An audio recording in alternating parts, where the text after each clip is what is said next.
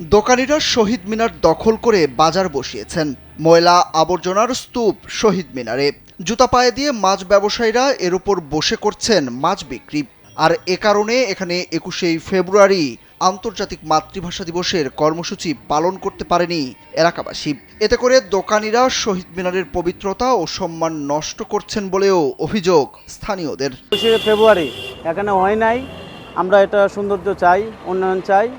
এটা বিগত অনেক বছর ধরে ২১শে ফেব্রুয়ারি হয় নাই। এটা হওয়ার জন্য আমরা খুবই আফসোস। আমরা সবাই মিনতি করছি, এটা উন্নয়নের হওয়ার প্রয়োজন। স্থানীয়রা জানান, শিক্ষার্থীরা দীর্ঘদিন ধরে পরিষ্কার পরিচ্ছন্ন করে ফেব্রুয়ারির কর্মসূচি পালন করতে চেয়েছিল শহীদ মিনারে, কিন্তু বাজার কমিটি ও বিশেষ মহলের বাধায় তা হয়নি। স্যান্ডেলিনা সো, রূপচর্চায় আভিজাত্য। পাশে ট্রাক লরি শ্রমিক ইউনিয়নের আঞ্চলিক কার্যালয় থাকার কারণেও শহীদ মিনারের পরিবেশ প্রতিনিয়ত বিঘ্নিত হচ্ছে। মৌখিকভাবে অনেকবার স্থানীয় প্রশাসন ও ইউপি চেয়ারম্যানকে জানালেও ব্যবস্থা নেওয়া হয়নি। শহীদ মিনারের এই চিত্র হবিগঞ্জের মাধবপুর উপজেলার শাহজাহানপুর ইউনিয়নের নোয়াহাটি বাজারে। প্রায় এক যুগ আগে ইউনিয়ন পরিষদের বরাদ্দে নির্মিত হয় শহীদ মিনারটি।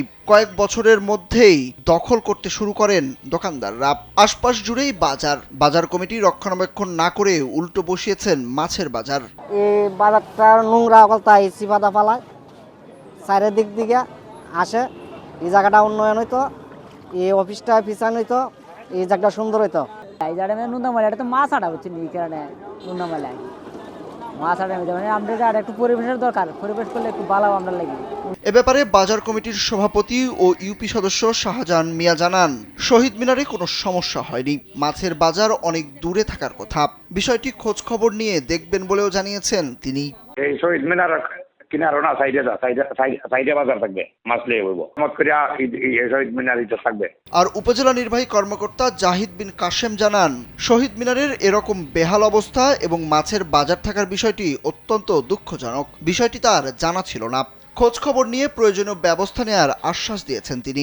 কারণ আমি তো এটা দেখি নাই, সামনাসামনি গিয়ে তো দেখি নাই বা ওনাদের সাথে কথা হয় নাই। আমি কথা বলি, ঠিক আছে, আমি দেখি ওনাদের সাথে কথা বলবো, চেয়ারম্যান সাহেবের সাথে আমি কথা বলবো না।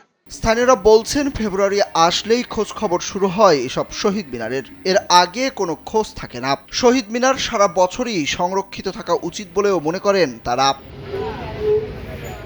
সুরজ আহমেদ, কালবেলা।